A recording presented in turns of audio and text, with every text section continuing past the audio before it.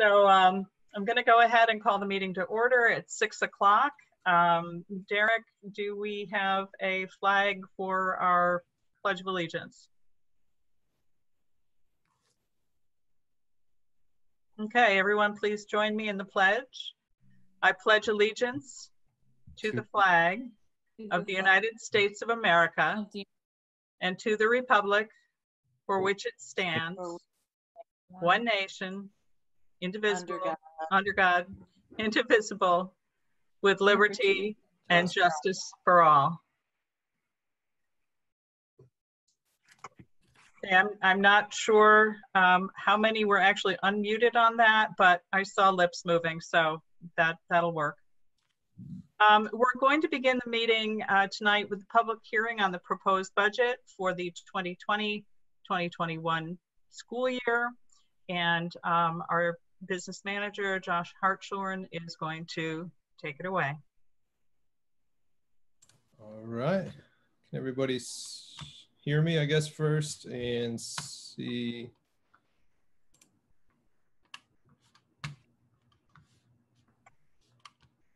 Wrong screen.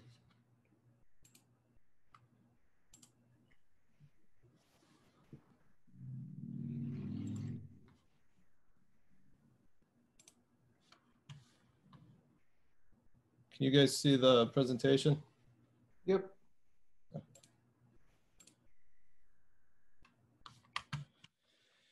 So we'll run through the PowerPoint. I'm going to jump back and forth over to the link where the budget, more detailed budget, is online. It's going to be much more helpful. The graphs in here, they look nice, but they're not as informative as what we have up on the web right now for anyone to take a look at.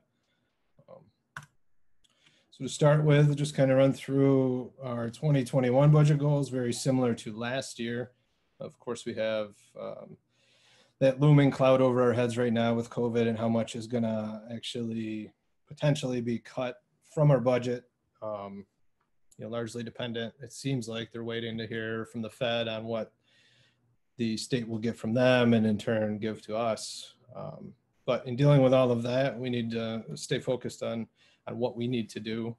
So the first goal is going to be expanding on our safety initiatives, including the socio-emotional supports for students. I know further in the slideshow, you'll see some of the added positions we have. I know there is a psychologist and another school resource officer to aid in those endeavors.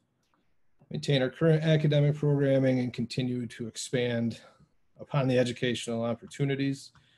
Connecting with parents and families. I know we're looking at redoing the website, as well as some updated software. I think instead of School Messenger, I believe is the name of it, that we're currently using, that gets a little clunky and has issues with getting all the communication out. Excuse me, Josh. Yeah. We cannot see your slide presentation. It's not showing up? No. Oh, somebody said yeah. Well, It looks did, like it's your second screen and not your first screen. Let's see if I can switch it. Sorry to interrupt. No. Thank you. It's here.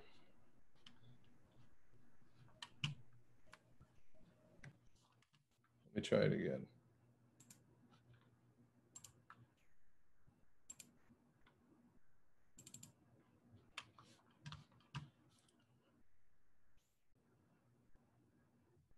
You see it now?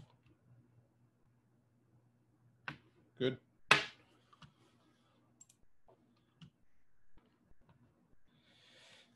And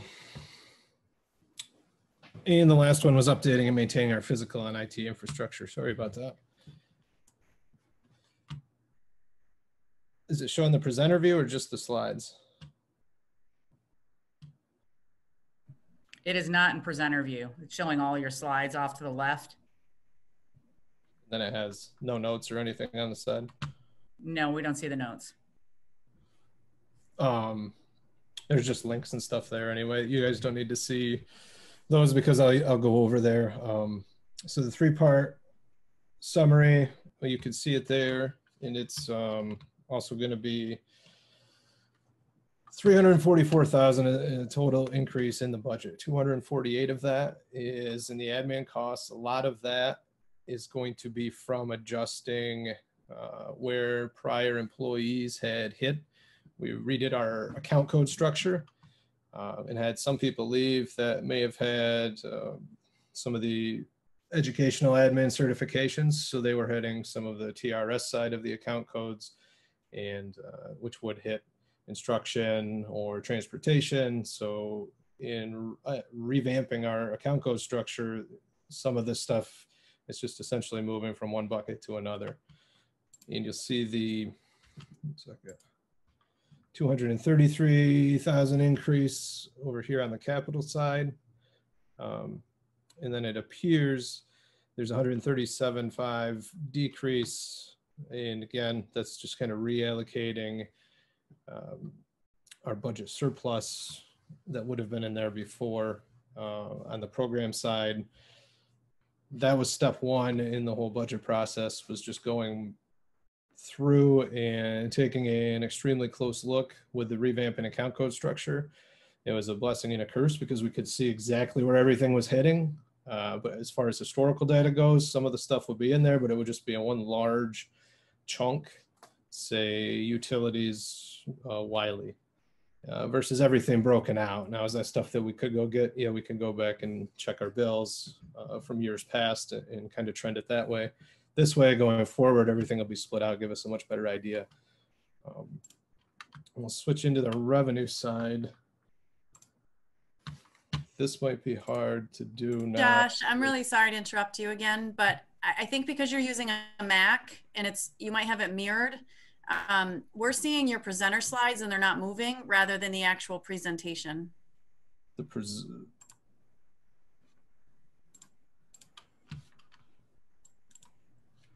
All right, let's try one more time because I held 2 meetings with myself the last 2 days and it worked then. But I wasn't having this issue. It keeps kicking over into one of the things. That's all right. We're as far as the slideshow goes, most of that's kind of covered now. Let's see if it works with this. Can you see the web page? We see WCSD revenues. And can you still see that? No, there's a big white line going through a black screen right now. Oh, this is great. All this practice and hard work. It's a very impressive black line or white line there, Josh. I see a very tiny slide piece of your screen, but the rest of it is black. Back to the revenues page. So it's all revenues now? Mm-hmm.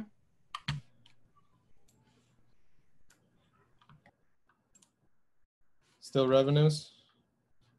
Yep. Yes. Okay.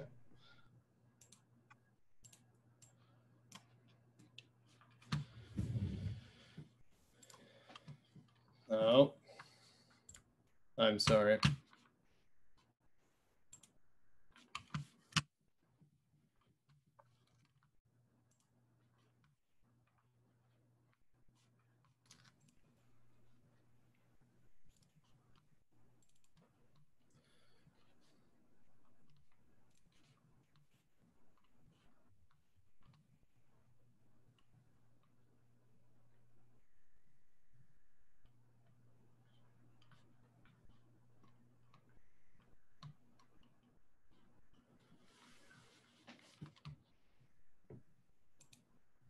One minute. Okay. I guess we'll just wing it the way it is since the other one won't pull up. So for the revenues, we'll just kind of start with the biggest chunk and work our way down. So you can see by looking over here in our year over year revenue comparison, you can tell that our state aid went down. Now we did have a $2.35 million pandemic adjustment. It is somewhat offset on the federal side, as you can see over here with the large federal increase. But that's That's still up in the air as to how much more our state aid is going to go down.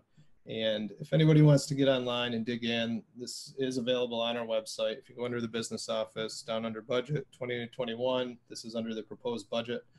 And it really breaks things down a little bit further. If you just right click on any one of these, you can see exactly what the data is that comprises that.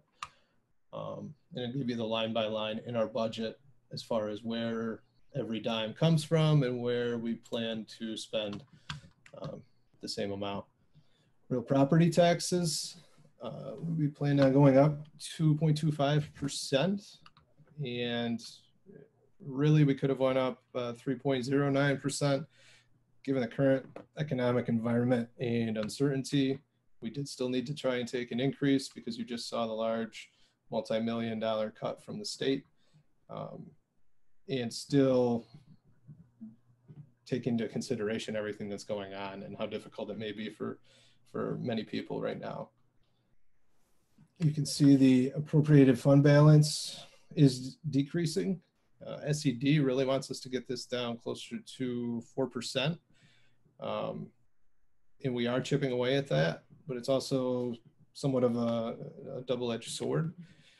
We're in the last year right now for one of our bond anticipation notes for the $12 million capital project that's currently underway. This is the last year we can, and next year it's going to have to be converted to bond. Banks like to see us sitting flush with cash. So you're stuck between a rock and a hard place there. SED wants it lower, banks want it higher. It's going to help us and gain us a better interest rate if we have more cash in the bank.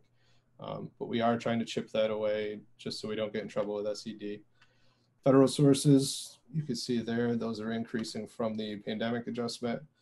Other sources up slightly, but really the biggest thing there is that we revamped our pilot spreadsheet, cleaned it up, updated it, and have a much more accurate picture of where we should be coming in.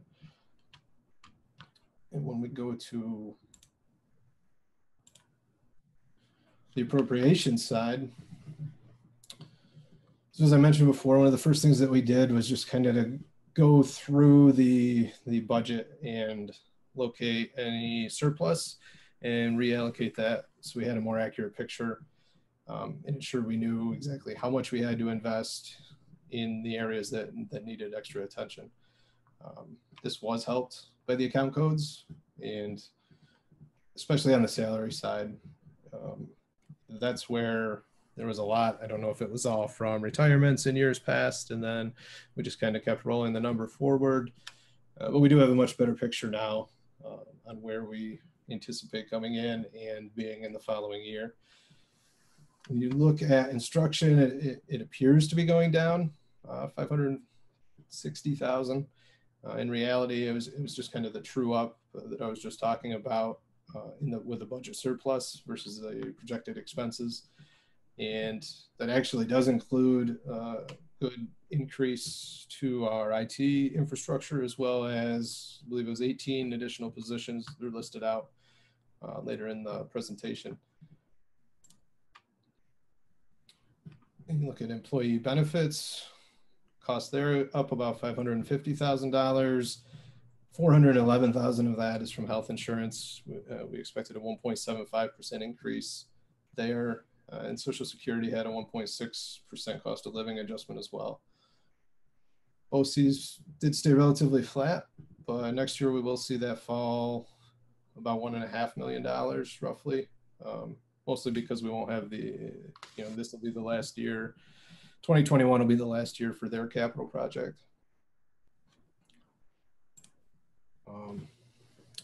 Operations and maintenance, this one is going to see probably the largest increase. And again, just trying to update and maintain our facilities. There's a lot of work that needs to be done. Not all of it can be covered in capital projects, and with the time frame it takes for those too, some of these projects can be done without those. I mean, we have quite a few. I think there's at least 2 gym floors that are going to be on the budget. We have a loader that was a safety issue in its current state. We actually had to rent one over the winter because we couldn't use it. And again, we were going to already planned on investing heavily on the IT side before the necessity of the pandemic stuff, which also somewhat forced our hand in purchasing Chromebooks and other items to ensure the continuity of learning. Our debt service is staying flat, matches up with our rolling forecast, which we have out to, I believe, 2035.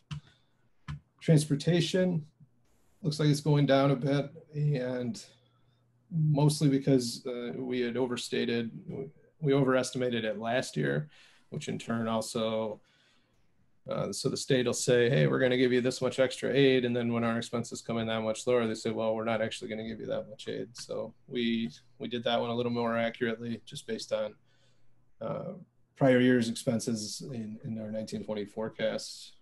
And general support, no major variances there. Again, that just took some of those adjustments from the account code structure, moved it from one place, such as TRS and transportation, and put them in there as some of the salaries.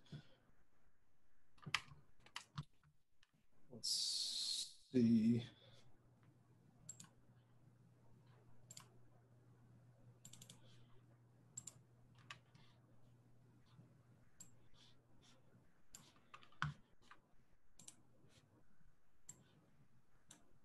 You see the PowerPoint now?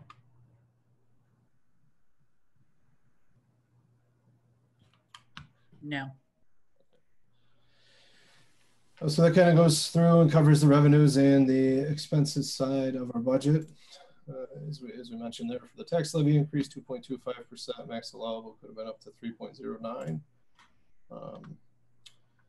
For your star, looking at a basic max between 277 and 290. Keep an eye out for the budget newsletter that will have, it gives you a much better picture in there based on municipality and where you live. You should be able to see a little more accurate representation based on the assumptions that we had to use in order to put in there. We just hit our expenses, and here are the staffing updates, proposed additions, and again, many of these likely are going to depend on how deep the cuts are from New York State.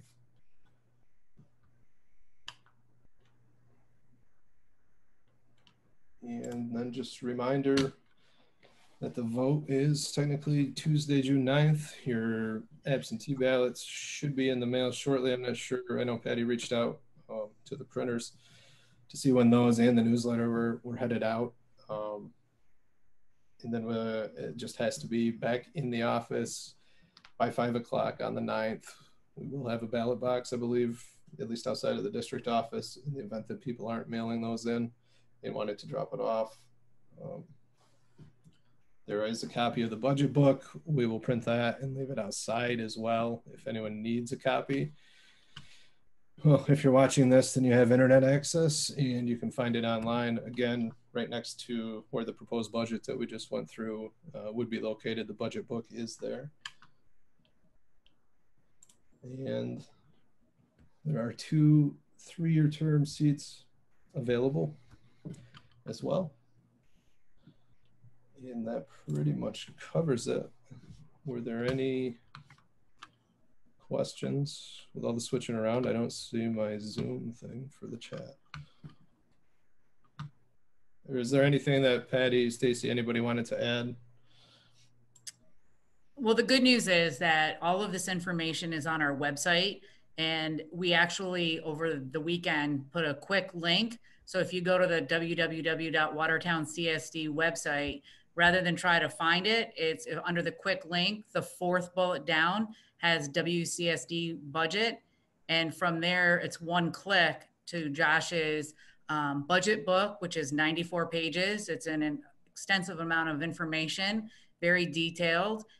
This report that he went over, and although we had some technical difficulties, when you click on his summary and his report, it is very detailed. And it's my understanding, in talking with Michelle earlier today, that the printers are hoping to mail out the newsletters tomorrow.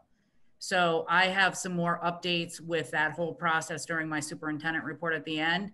But because of the technical difficulties, I just want anyone who's listening, I don't think we have a huge number listening tonight, but we've put an incredible amount of information and a lot of transparency is on the district website with our budget.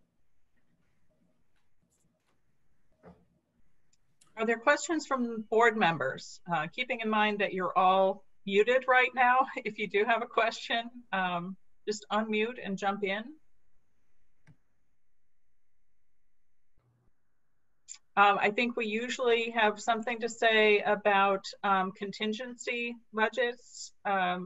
Josh, just real briefly, if for some reason the budget didn't pass, where do we go? Well, we're still waiting on some guidance on this, on whether or not we'd be able to hold a revote. So if we wanted to pivot and try to lower, say, the tax levy further, so right now that guidance is still not out there on what's going to happen if, let's hope. But that would be the usual process. It would be a revote. And so this year that may or may not be an option. Is that correct? Correct. I mean, and we'd have to really sit down and think about it too, versus looking at the contingency. What is our tax levy is going up 367,000. I mean, a rough estimate right now of what we're probably going to spend on the way that we have to do this vote with absentee ballots and mailing everything. We're a conservative estimate right now between postage and everything is right around $35,000. So if we wanted to do a revote, you know, we're looking at 10% of what we would stand to gain. So if we end up with a contingency budget, we'll just have to knock it down by that increase. It would have to be a zero increase over from the tax side of things. But, yeah. But if I'm not mistaken, the actual dollar amount between this budget that you've just described to us and the contingency budget is not significant. Is that correct? No, it would revert back to last year's tax, which would be the 16,342,000. So it'd be $367,000 that we would have to find somewhere to do, to cut. Okay. No questions from the board. I didn't receive any questions ahead of time, and I'm not seeing any from anyone who's participating now.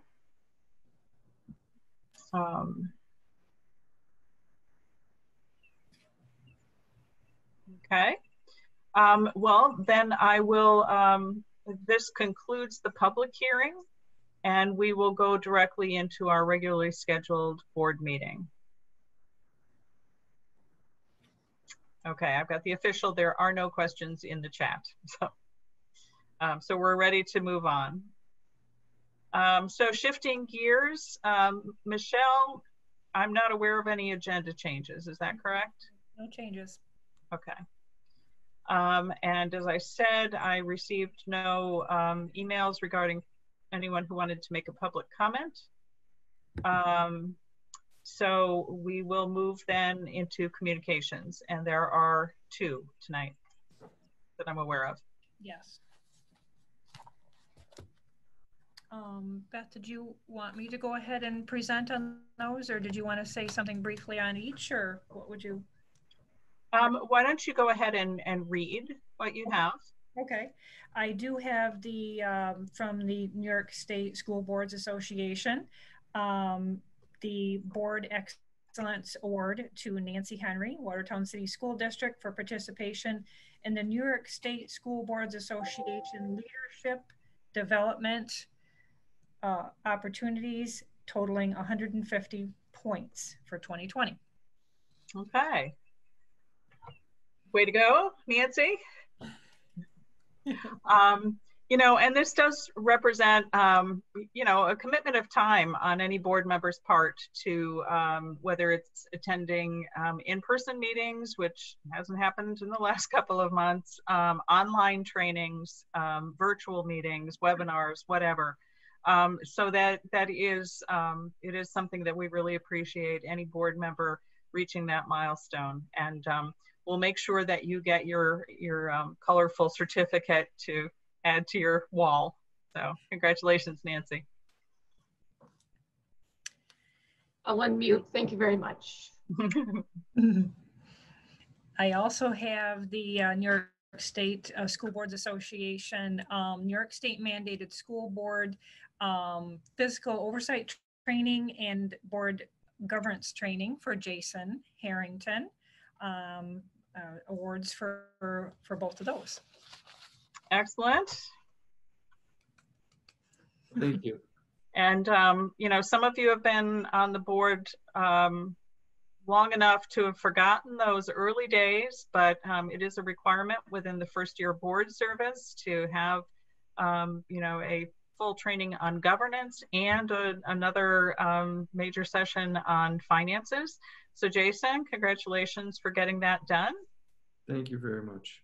And I bet there's a nice certificate for you too that will get to you somehow. Okay. Any other communications? Nope, that is all I have. Okay. I don't have it right in front of me, but so that I don't forget it at the end of the meeting, the Jefferson Lewis School Boards Association is having a virtual annual meeting because there is business that needs to be attended to. If you have not received information about that, let me know and I will forward you what you need. It will be happening on June 7th? 8th. Okay. And I think it's at 5 o'clock. That's why you should never go without a script. So anyway,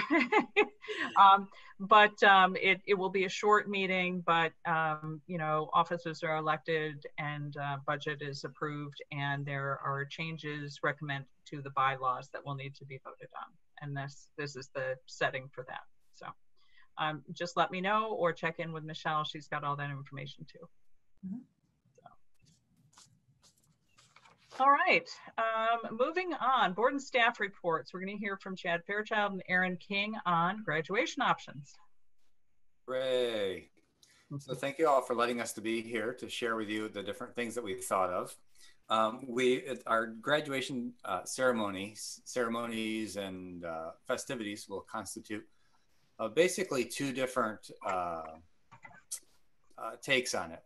It was very, very important as Aaron and I began in March to think about our graduation ceremony and the potential for it to do two different things. One, we wanted to honor the tradition of the ceremony, the pomp, the circumstances, and the things that the students have dreamed of for years as part of their graduation.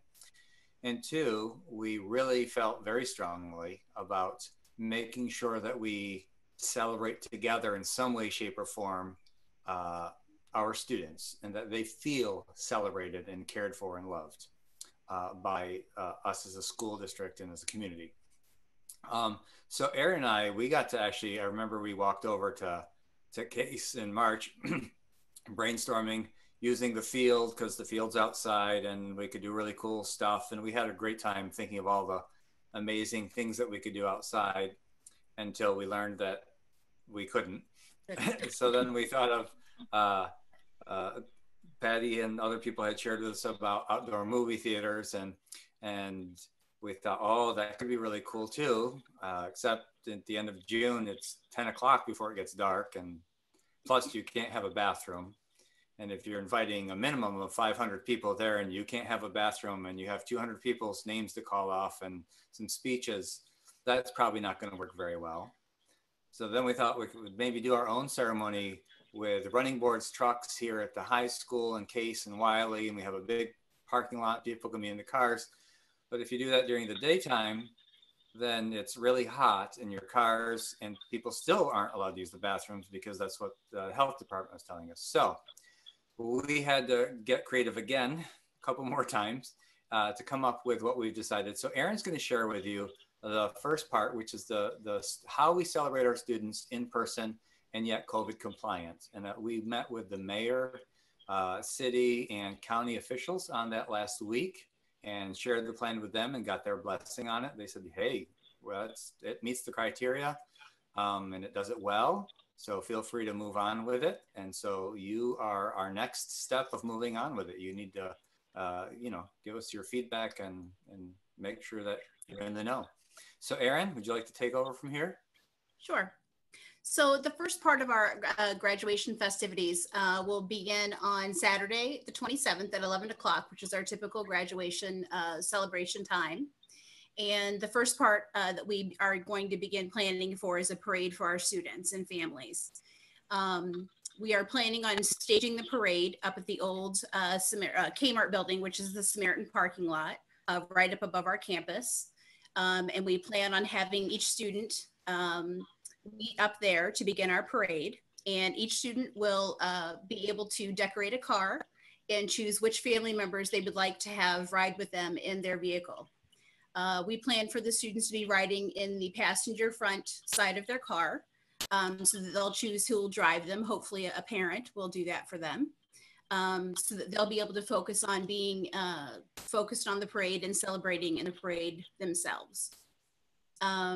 We plan on having, hopefully, our school resource officer lead the parade, and the Watertown City Police are going to help us collaborate and focus on our parade route and blocking off the entrances for our campus. And we will only be parading in one route on our Green Street campus, and then having one exit for our route, so that all other exits and entrances on our campus are blocked off. So all of our students' cars will be decorated with their names, so we'll know which graduate will be in each car. And each car will be decorated with balloons and decorations and things like that, and be very festive and decorated for them.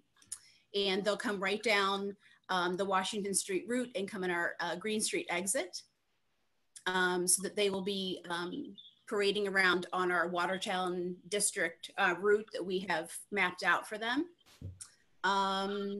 The audience for our parade is going to be our Watertown City faculty. Ahead of time, we're going to send emails to all of our faculty from kindergarten through our Watertown High School staff to see who would be interested in celebrating our kids. I've gotten a lot of feedback from faculty from kindergarten to high schoolers wanting to celebrate our kids, and this is a great way to do that. And so we're hoping that the staff members will be able to be sectioned off throughout our Wiley, Case, and high school campus, so that students will be able to recognize them by schools, because it's kind of hard and distracting to kind of figure out who's who while they're driving around in our cars in our parade. So we're wanting to group them by faculty, so that our students will be able to recognize their teachers they've had through kindergarten through senior year, because a lot of our community and our faculty are really wanting to celebrate our seniors this year. We thought this would be a great way to get them involved. So that was the one idea that we had to celebrate our kids, because it's really become a community and a school district event for our kids this year, more so than other years, I think. We are going to have 2 drones that are taking pictures of the event and the parade that will become part of the video at the end of our virtual graduation that will take place. And that will also go home with our seniors as part of the DVD. And the other thing that we're thinking about, because we want to make sure that the parade is an inclusive event for all of our seniors, is thinking of a thoughtful way to make sure that every student has access to a vehicle. Because we want to make sure that no kids are left out. So we're thinking of ways to make sure that every student has access, and we're developing a system right now to make sure that every kid can be a part of the parade. And Erin, did you want to talk to them about Jim Levin and yes, the community broadcasters? Yes, so Jim Levin has reached out to us as well as other schools, and he is in charge of the Border 1067, and he has dedicated a certain amount of time to Watertown High School, and he will be airing dedications for our Watertown students during that time of our parade. So that is the music that will be playing during the parade. And we have also rented running board trucks during that time, and they will be part of our parade as we're parading around during the parade. And that's all the cars will be tuned into the Border playing dedications to our Watertown students, and our running board trucks will be showing pictures of our seniors during that time, and also parts of our class video that has been put together during that time as well. And for the staff that will be there, we asked the city and officials and the county, as well as our local law enforcement, about the parking for them. Patty suggested a very good suggestion. Up on the backside of Wiley, where we have the fields, having a lot of the cars up there and maybe behind Case in the high school, but the front and the south end of the high school will be part of the parade route. And we'll either, we'll do something, I'm thinking that we'll do cones because we have lots of them across the district. And maybe we were talking that we'd set up cones probably 8 feet apart-ish, because we know 6 feet, nobody will, you get closer when you're 6 feet, you end up talking to your friend next door. So we'll put them probably 8 feet apart. And we said, you know, we want our staff to be out of their cars because we don't want them to have a mask on so that you can't tell that this is your second grade teacher saying hi to you and encouraging you and waving a sign at you saying, congratulations, class of 2020, we're proud of you, so-and-so from second grade at North Elementary. So they said, yeah, you definitely can do that.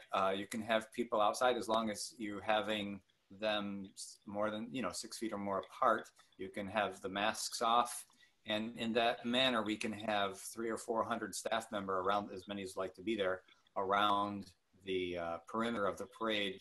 We're cheering on our students and waving and hooting and hollering and making a big fuss over them, letting them know they're cared about a lot. And then from there, they'll drive out of the parade. As they're leaving the parade, we're going to ask them, that they never get out of their car, neither at the beginning, middle, or end of the parade. But as they're driving away, after about an hour of parading, we're guessing. We won't just be guessing. We're going to be driving it and timing it and seeing how many laps we can do. We guess 1, maybe 2 at best with 200 cars, because as the last cars coming in the perimeter or in front of Case, we would be serpentined up through the parking lots 3 or 4 different times and up around Wiley with the first car by the time the last one's even getting on the property. And if you're going 3 to 4 miles an hour, that's going to be quite a long parade and a really fun one, we hope. So as they leave the property, we're going to ask that they head to their house or their cottage or to wherever the big screen is that they like to enjoy the second part of the day's celebration with our students. And we're doing that for a couple of reasons. 1, because we can't get together in a big group for the regular ceremony. 2, we'd like to, we can't have bathrooms, and we want people to have bathrooms, and we don't want to have a mini tiny little bit of time together to celebrate 200 students or thereabouts, depending on how many make graduation.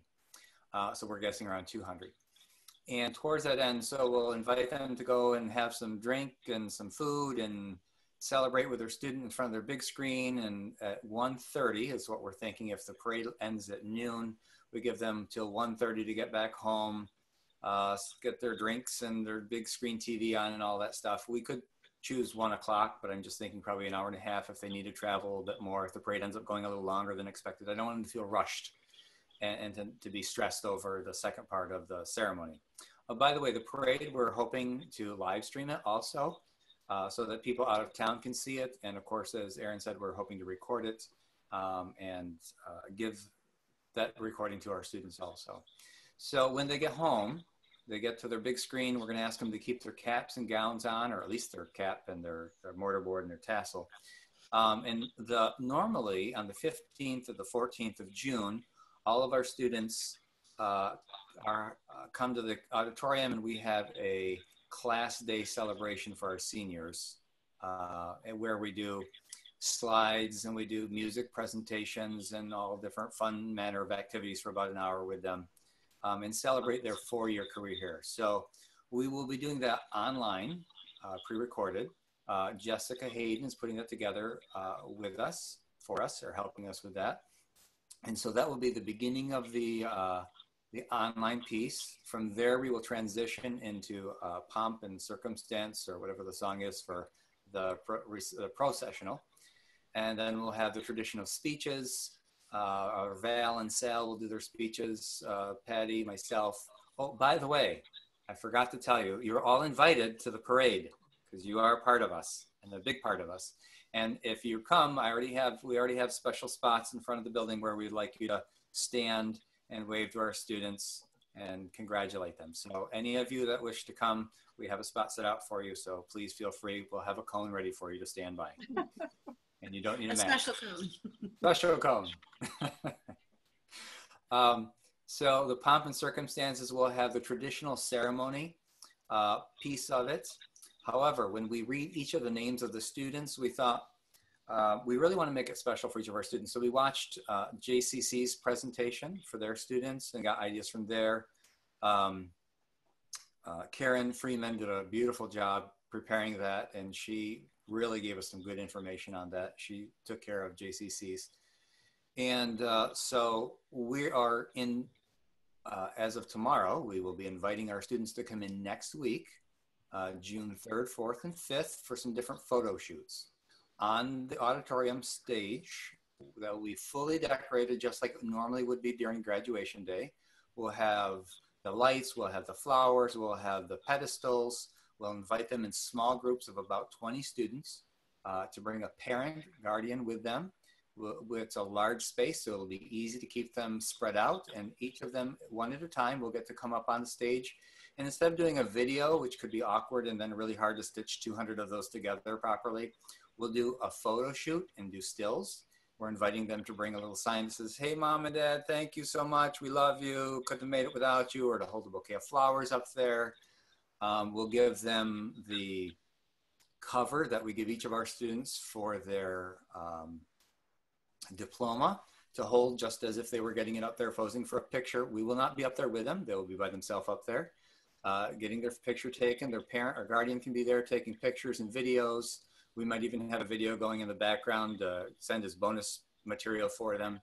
And we did it in small groups on purpose because we want them to come and have some friends and an audience there while they're up there, so we can be clapping for them and making a big fuss over them while they come.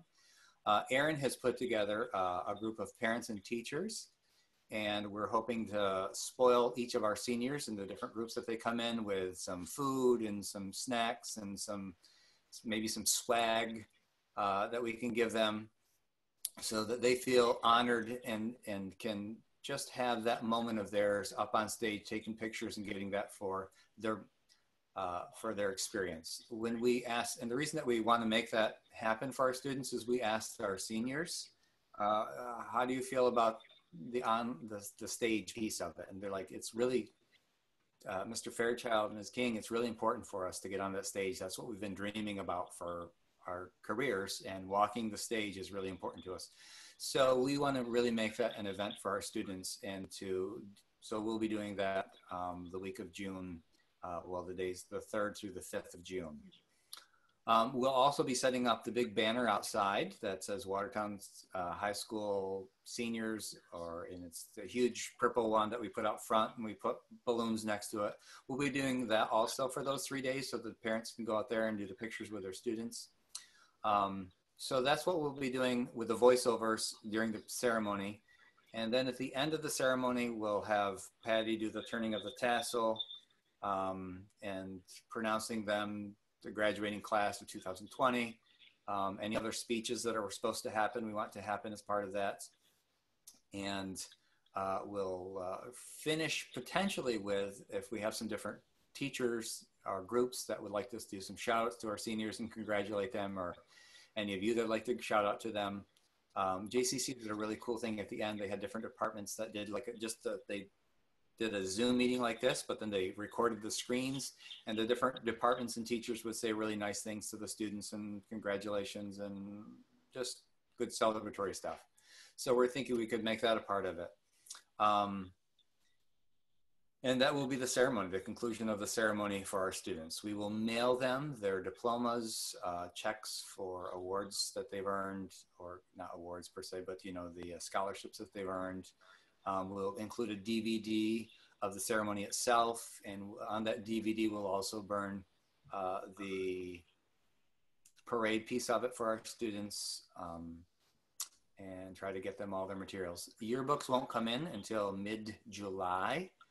So we're hoping that mid or late July, the restrictions will be lifted enough so that we can have some type of yearbook signing, delivery and signing for our students.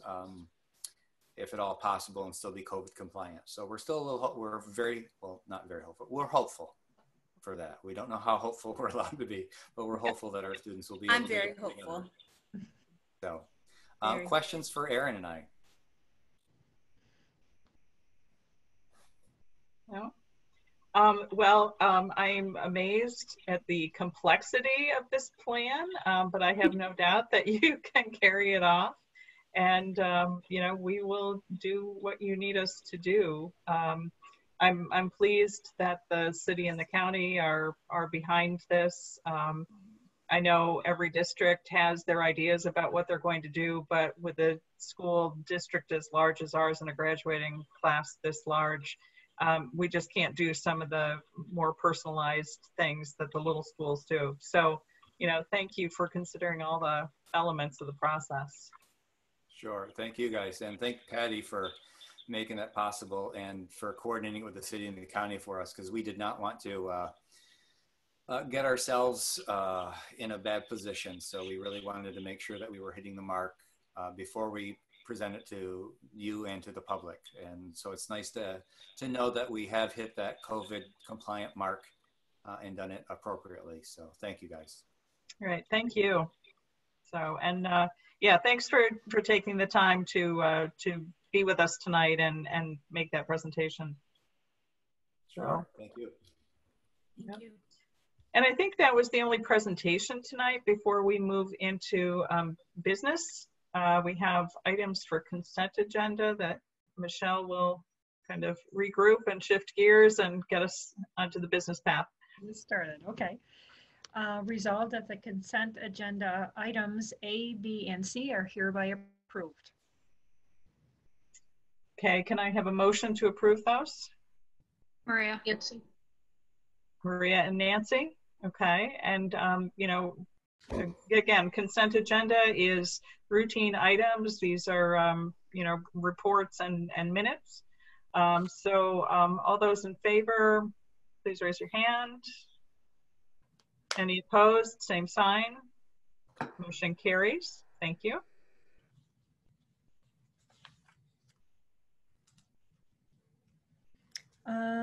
Items for board action. Resolved at the annual public hearing in lieu of the annual meeting for the qualified voters of the Watertown City School District be held at 6 p.m. on Tuesday, May 26, 2020 via virtual link posted to the district website. Resolved that the vote by absentee ballot only upon the budget and election be held on Tuesday, June 9, 2020. Resolved that the school district clerk is hereby authorized and directed to publish the notice of said hearing, budget vote, and election, and all other matters in accordance with the applicable provisions of the education law. Can I have a motion? Jason. And a second? Coley. Any discussion? I think we've covered all the elements of how those work tonight. All those in favor, please raise your hand. Any opposed, same sign. Motion carries. Resolved that the following persons be and are hereby appointed inspectors of election to serve in the respective school election districts for the school budget and Board of Education vote to be held on the 9th day of June 2020, and the clerk of the board shall give written notice of the appointment to each person as required by law. Further resolved that in the event of the inability of any of the foregoing to serve, the clerk of the board is hereby authorized to obtain and appoint a replacement. Can I have a motion? Michael. And a second? Susie. Any discussion? This is going to be a little different than what we're used to.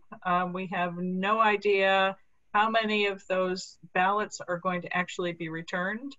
Do we have a plan if it goes particularly long to stop the counting and resume in the morning if they are overwhelmed? Or are we just being really hopeful that starting at 5:01 on Tuesday, they will get the job done? That's what we're hoping for. And Okay. we're hoping. All right. Yep. Okay, any other questions or comments? All those in favor? Any opposed? I'm not sure who else chimed in there. Motion carries.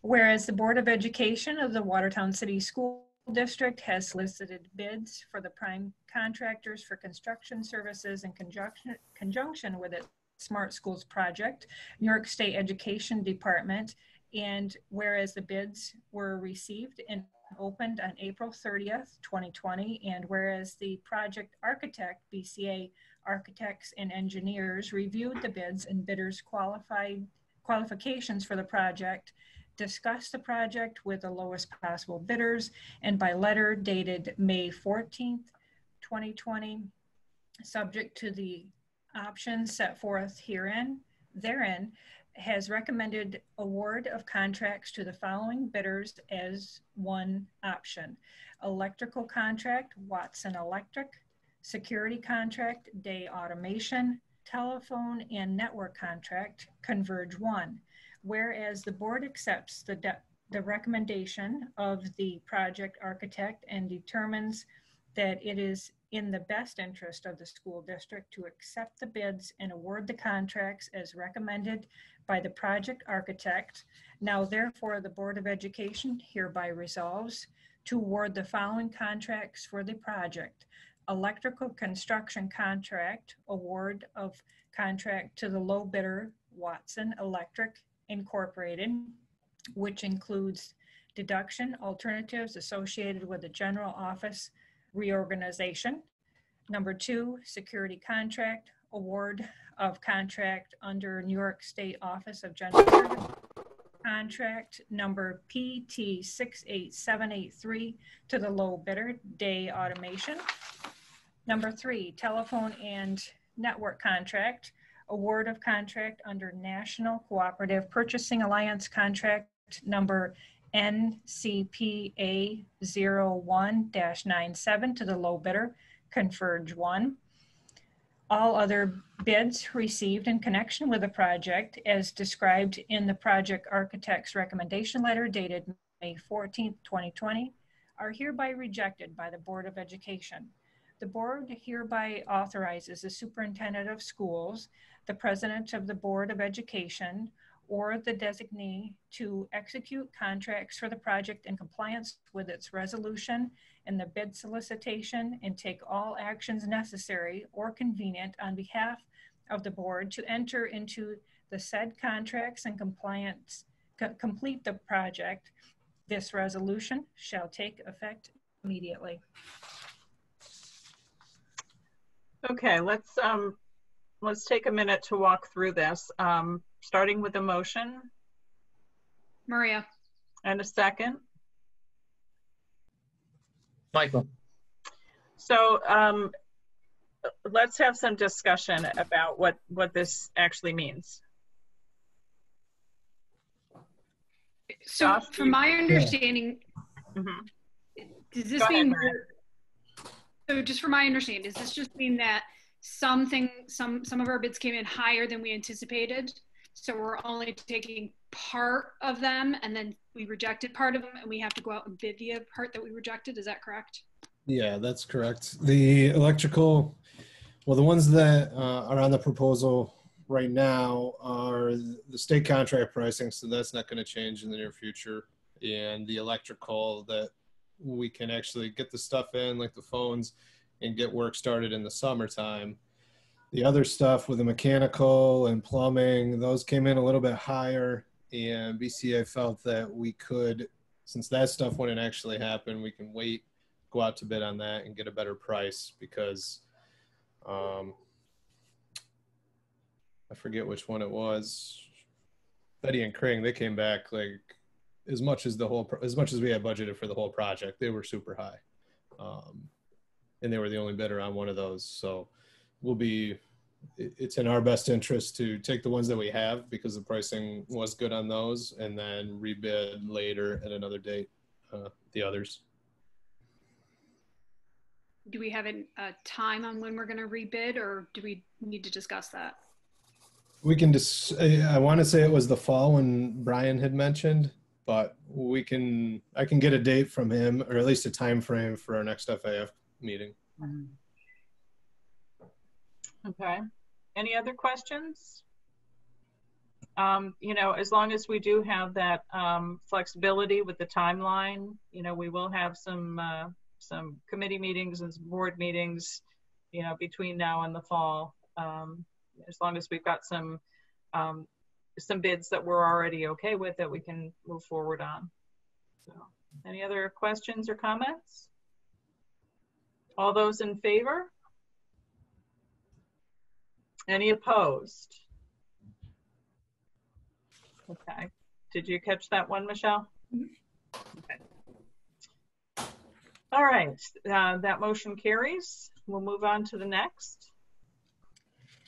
Resolved that upon the recommendation of Patricia B. Labar, Superintendent of Schools, the termination of Kira Hassler, food service helper, effective May 15th, 2020, is hereby approved. Can I have a motion? Susie. And a second.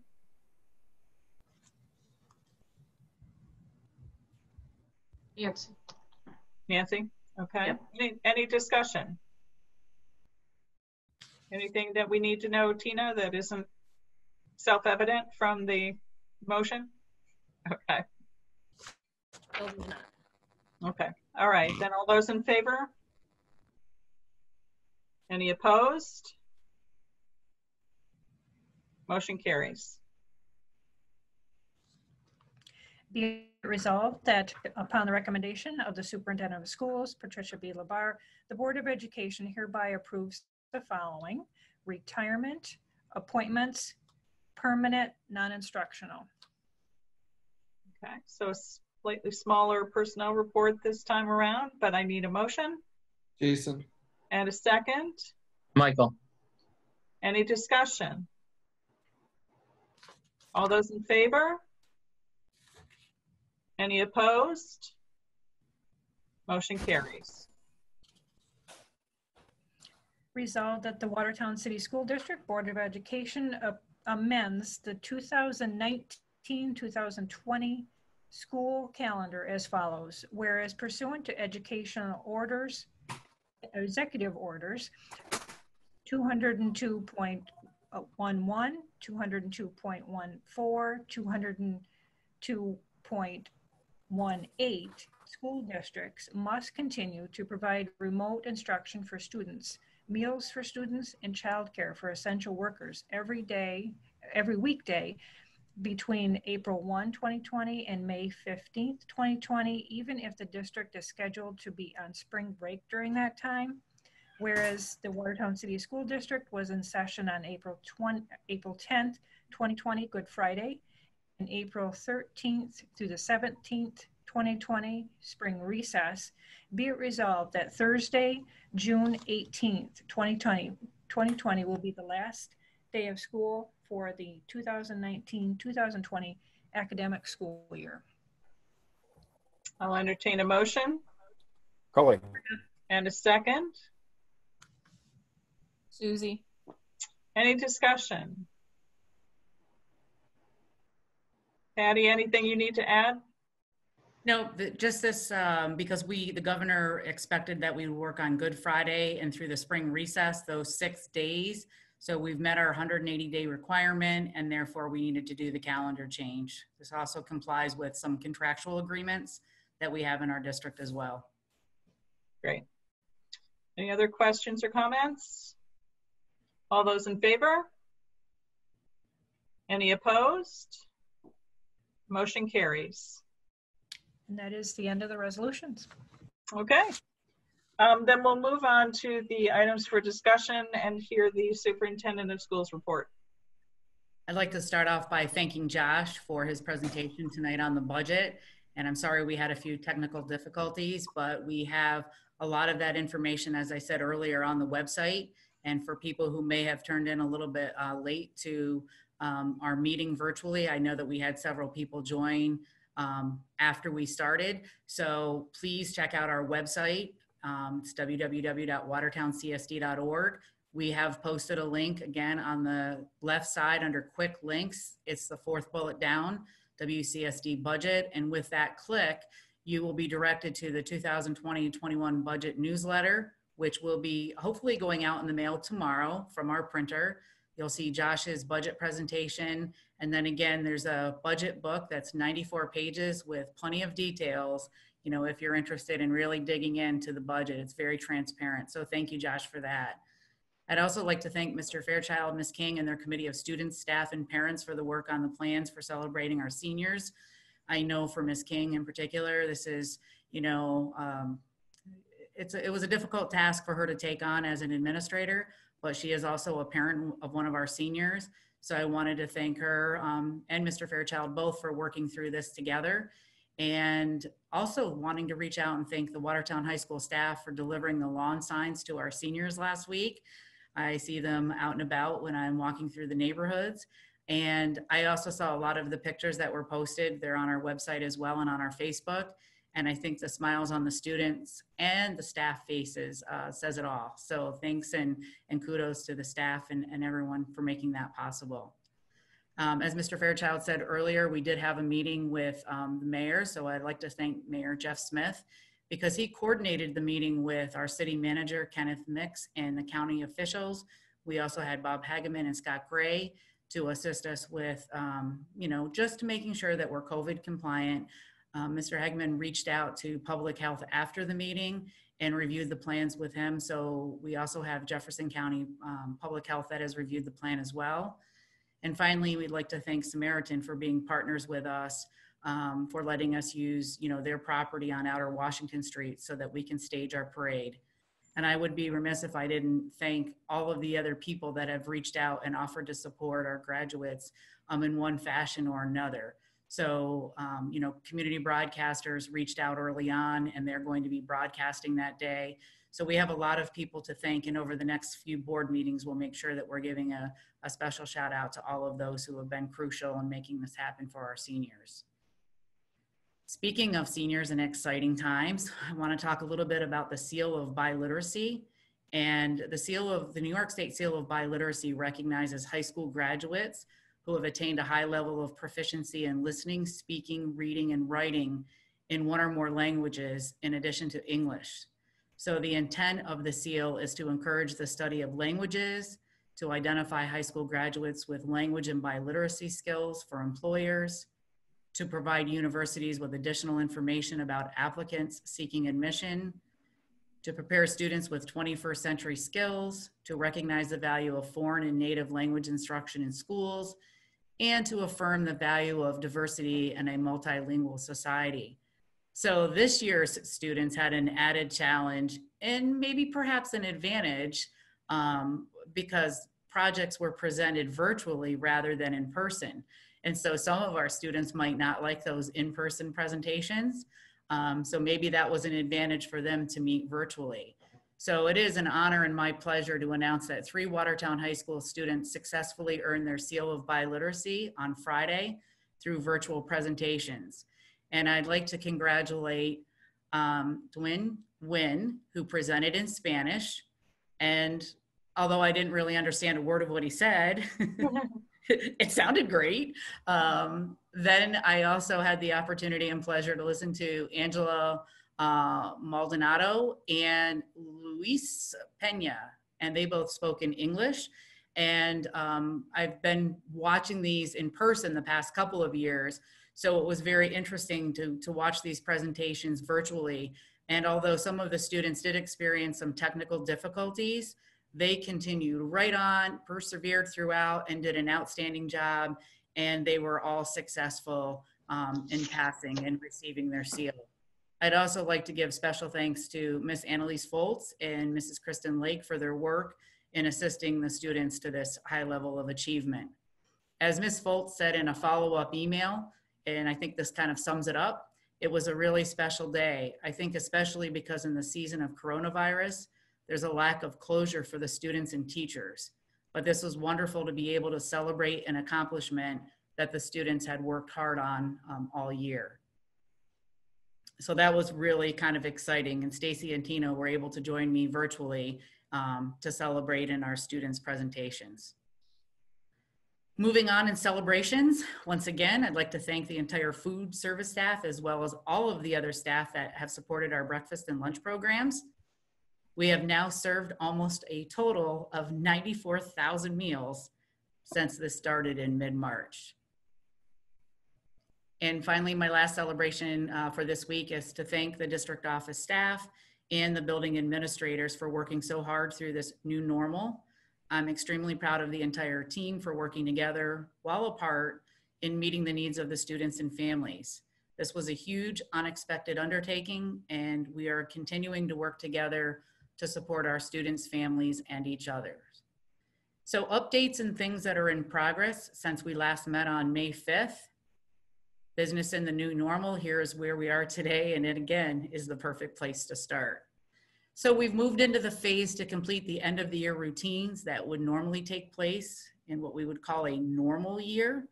Our focus this week is to give our students an opportunity to pick up their belongings. And as a reminder, kindergarten through 8th grade students can come in tomorrow, Wednesday, May 27th from 3 to 6 p.m. or Thursday, May 28th from 7:30 to 10:30 a.m. and again from 11 a.m. to 2 p.m. Watertown High School can come in, students can come in tomorrow through next Tuesday by making an appointment, and they just need to call the high school office. During this time, we will also be distributing the Chromebooks to our kindergarten and first grade students. I'd like to thank Dave Campbell and Assistant Superintendent Stacy Eager for working so hard together in our business office with Josh to make all of that happen. And we've made the decision to have our students keep their Chromebooks over the summer. With that said, Assistant Superintendent for Instruction, Miss Stacy Eager Converse, has been working diligently on an instructional plan with staff to close out this year, as well as a virtual summer school for kindergarten through 12th grade. And I'm sure she'll be sharing that in her report at our next board meeting. In addition to the summer school and finishing out the year, we're also going to be offering online optional activities for all students this summer during the month of July. And again, Stacy will give you those updates at our next meeting. Moving on to our next progress, what's in progress and in the works. We'll talk just a little bit for a review on the budget vote and election process. Because back again on May 1st, Governor Cuomo issued that executive order 202.26, and it modified the rules under which the school districts were to conduct the 2020 annual meeting for the election of school board members and budget votes. And so I just think it's important to give, you know, the community, for anyone that's listening, and our board members just an update on what was asked and where the district stands as of right now. So the statewide uniform voting date of June 9th for school board elections and budget votes was set. It was originally May 19th. With that, the public notices, the manner for providing those public notice of the annual meeting remained unchanged, except the number of required publications had been reduced from 4 to 2. And I thank Michelle, our district clerk, Michelle Gravel, for all of the hard work that she's done on this, because she had to, you know, submit to the paper, and it had to be done twice in a timely fashion, and there were time constraints. So our district posted the legal public notices on May 10th and then again on May 24th. In addition to that, you know, we had to pay attention to the postcard notice, and we were told that we needed to send out a notice which detailed the dates of the election, the date of the budget hearing, and a definition of a qualified voter. Our postcards that were sent out and actually received, because I received my own, went well above and beyond what was required, giving details of the budget. But it did state on there that at least one ballot would be sent to each household. That was kind of a boilerplate language that superintendents across the state had been sent and were, you know, advised to use. In our district, we have made the decision. Some districts will do that. Our district, though, will be mailing one ballot per qualified voter to each household. So in other words, I have 3 qualified voters in my household. We will be receiving 3 separate ballots for the 3 qualified voters that live in my household. And as the postcard stated, if for some reason a qualified voter does not receive a ballot, then they're instructed to call our district clerk, Michelle Gravel, by calling 315-785-3705 or by emailing her at mgravel@watertowncsd.org. And all of that information is on the website. I feel like I'm giving a lot of extra information that I normally wouldn't give in person, but this is recorded and it will be posted on our website. And for people that couldn't attend with us tonight, I feel it's important for them to know all of the information, or at least to figure out where to get it. The manner of voting, again, is going to be done remotely. All qualified voters will receive that absentee ballot. And then absentee ballots will have to also have a postage paid return envelope, and they must be returned, as Michelle said in the resolution earlier, by June 9th at 5 p.m. So the reason for giving the update is that we've had some calls come in at the district office, and I certainly understand the urgency to get the ballots mailed as soon as possible. This has been worked on since the executive order came out on May 1st. In our district, we have over 14,000 ballots that need to be mailed. And, you know, we're at the mercy of the printing service, and they have actually been working very hard for us on this. We check in with them periodically to get a status update. We did that today. Michelle will be going there in person tomorrow to get some of the materials that have been printed, and then we'll go from there. But, you know, I think our community needs to understand that this is, again, something that came at us rather quickly. It's a huge task. If you check out any newspaper or check out any, you know, news station, a lot of superintendents, you know, are struggling with how to get this out in a timely fashion. The business reply stamp that we needed for this process, that alone took an incredible amount of time to get that. And again, it just included an incredible amount of work by our team and all of the community, whether it's the Postal Service or, you know, in reaching out to some legal teams. It's been a process. So in addition to the budget and the election process, including the absentee ballots and all of the work that's been happening for the end of the year instructional and just the overall end of the year plans, thinking, you know, specifically about graduation, that in itself is a huge undertaking. We still have done a lot of other things since our last board meeting that I just quickly want to share with you. We have worked with a lot of our community agencies. Specifically, we've worked with the YMCA. We've been coordinating childcare through the remainder of this school year as well as this summer. I just spoke with Steve Roel this afternoon, and we're going to be adding a site at Wiley next week as the numbers at the high school are reaching over what we feel is a standard of 30. We're at 33, so starting next week, we'll open up another site and we'll continue to monitor and adjust. And we can open up really all 8 of our buildings if need be, because we really want to make sure that we're following the standards and the safety protocols for social distancing.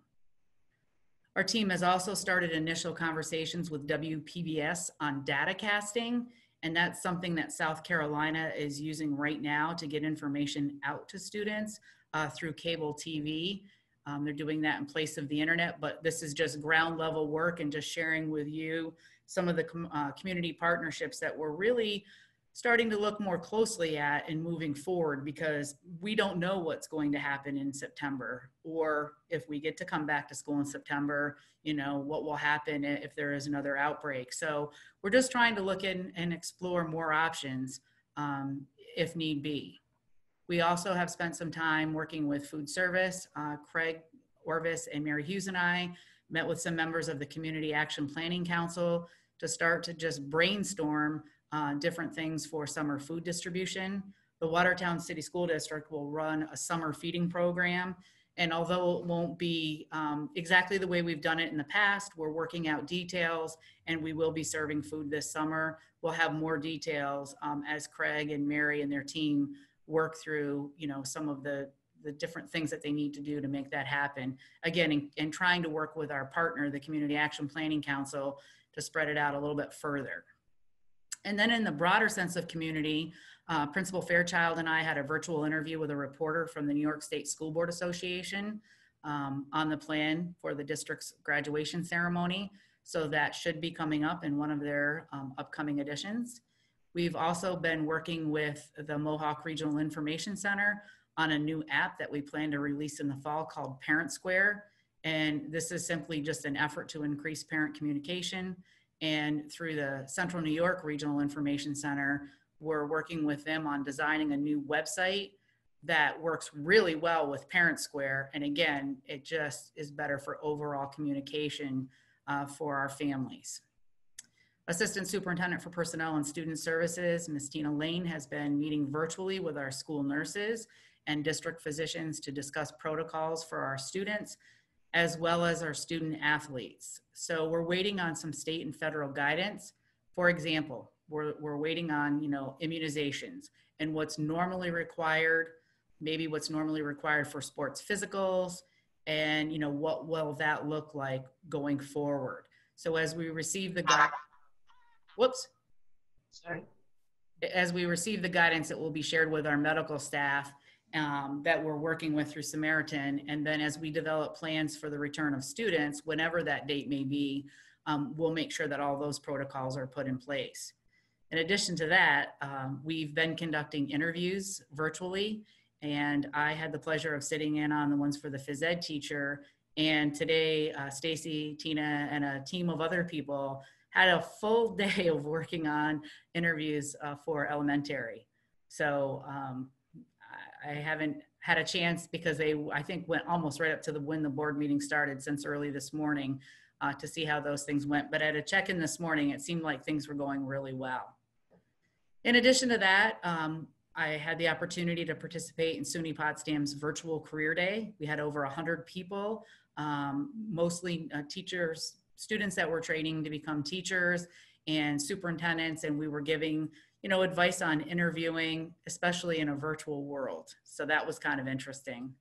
In addition to that, we've been working on the Smart Schools bids, as you just approved earlier.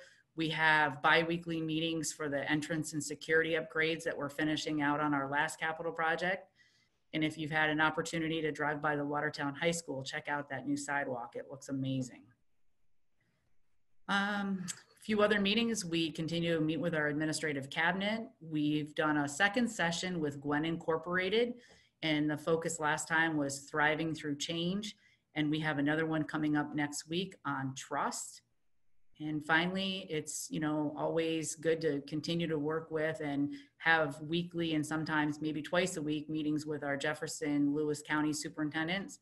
One of the things, again, that we worked on in the past week were graduation plans. And then after the call with all 18 school districts, I hopped onto a second phone conference with Superintendent Primo from Carthage and Superintendent Dobmeyer from Indian River. And we kind of talked about, being the 3 big schools in Jefferson County, we wanted to make sure that our plans were similar enough in nature so that kids in the North Country coming from a bigger school setting would have similar opportunities. So although they're not exactly the same, they are pretty similar. And I think all students in the North Country will be acknowledged very well, during this time. And finally, we did have a policy committee meeting amongst all of those other things. And Cully will be providing you updates at our next meeting for those as well. So as you can see, the past 3 weeks have been incredibly busy. And the final thing that I would just like to talk about is our next board meeting is scheduled for June 2nd. But because of the vote on the 9th, I would recommend that you consider moving that meeting to June 10th. And that's it for me. Okay. Usually the meeting that happens in May, right after the election, is to certify the vote. And so if we meet on the 2nd, then we would also have to meet on the 10th. And I'm not sure that that makes a lot of sense, given that the 2nd is next week.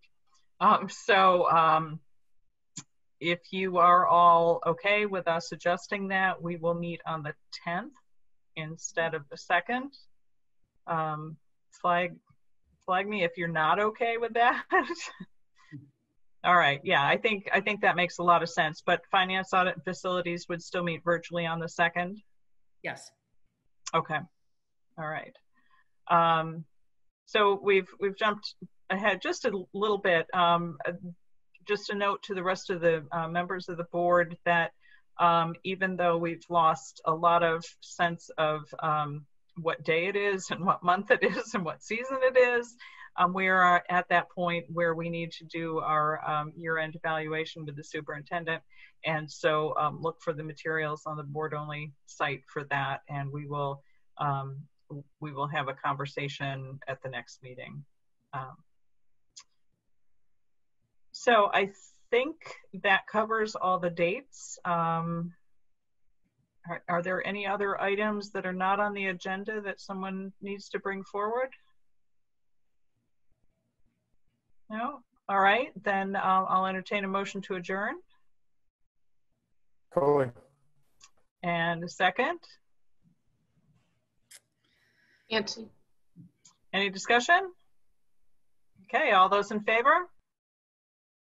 Any opposed? Meeting adjourned. Thank you all for taking the time tonight. Go enjoy this beautiful evening. Take care. Thank you.